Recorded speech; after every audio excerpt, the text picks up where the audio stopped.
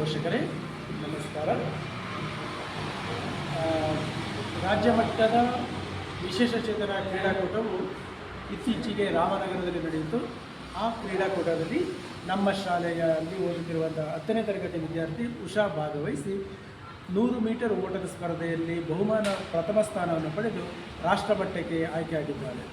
ಅವರಿಗೆ ನಿಮ್ಮೆಲ್ಲರ ಪರವಾಗಿ ಹೃತ್ಪೂರ್ವಕವಾದ ಧನ್ಯವಾದಗಳು.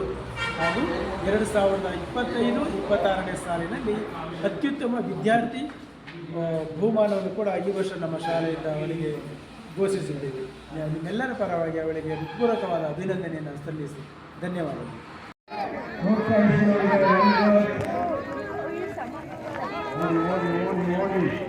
ಮುಂದಿನ